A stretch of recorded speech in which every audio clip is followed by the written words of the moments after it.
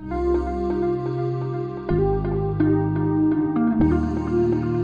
जब काम पूरा नहीं होगा तो मैनेजमेंट अच्छा हो पाएगा क्या? नहीं हो पाएगा। क्या कंपनी प्रॉफिट कमा पाएगी? क्या ऑर्गेनाइजेशन प्रॉफिट कमा पाएगा? नहीं कमा पाएगा। तो सर्वाइवल महंगा हो जाएगा और आखिरी तक आते आते क्या हो जाएगा? शट डाउन हो जाएगा। अब अगली चीज आती है फीचर। अगली चीज क्या आती है? फीचर्स। फीचर्स को ही हम क्या बुलाते हैं? Characters, characteristics. ठीक है, फीचर्स या कैरेक्टर्स बात एक ही होती है। तो सबसे पहला फीचर इनिशिएट एक्शन,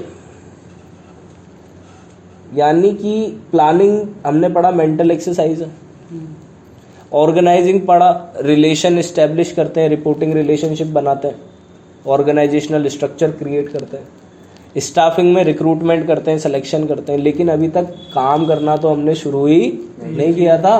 काम शुरू ही कहाँ से होता है? डायरेक्टिंग से होता है। तो एक्शन की प्राइमरी स्टेज फॉर एक्शन, जहां से काम चालू होता है वो स्टेज तो डायरेक्टिंग है। लेकिन मैनेजमेंट का काम तो कहां से शुरू हो जाता है? प्लानिंग से। तो प्लानिंग तो मैनेजमेंट का प्राइमरी फंक्शन है। लेकिन प्राइमरी फंक्शन जहां पे एक्शन होता हो उसको क्या बुलाएंगे? डायरेक्टिंग बुलाएंगे। और डायरेक्टिंग में काम किसके लिए करते हैं? उन गोल्स के लिए जो कहाँ बनाए गए हैं? प्लानिंग में बनाए गए हैं। कोई डाउट यहाँ तक? चलिए आगे बात करते हैं। दूसरा फीचर है इंटीग्रेट एम्प्लॉय एफर्ट। इंटीग्रेट शब्द का मतलब होता है एक साथ जोड़ना। इंटीग्रेट एम्प्लॉय एफर्ट, तो एक साथ किसके एफर्ट्स को? कलेक्टिवली किसके एफर्ट्स को काम में इस्तेमाल लेना? एम्प्लॉयज के। यानी कि हर इंडिविजुअल एम्प्लॉय का काम केवल एक मकसद के लिए होना चाहिए कि हमें ये ऑर्गेनाइजेशन का गोल प्राप्त करना है। मेरा काम किसके लिए कर रहा हूँ? इस ऑर्गेनाइजेशन के गोल को अचीव करने के लिए कर रहा हूँ। एक हार्मनी बनाना खुद के गोल्स के बीच में और ऑर्गेनाइजेशन के गोल्स के बीच में, कि अगर ऑर्गेनाइजेशन का गोल अचीव होगा तो मेरा गोल तो ऑटोमेटिकली अचीव होगा ही होगा। भाई ऑर्गेनाइजेशन प्रॉफिट कमाएगी तो ही तो मेरी सैलरी आएगी, तभी तो बीवी बटर पनीर खिलाएगी, नहीं तो तलाक पे बात आ जाएगी। तीसरा, provides leadership. Provides leadership. Leadership का मतलब जब कोई इंसान काम करे तो काम तभी करता है जब कोई लीडर उसे काम दे, नहीं तो काम करता है क्या? तो लीडर आइडेंटिफाई करवाता है कि अबे प्यारे तेरे में पोटेंशियल है, तुझे खुद नहीं पता तू क्या काम कर सकता है, तू तो बहुत बड़े कामों के लिए बना हुआ है। और इस तरीके से एम्प्लॉय के एफर्ट से उसकी ग्रोथ होती जाती। तो लीडर क्या करता है?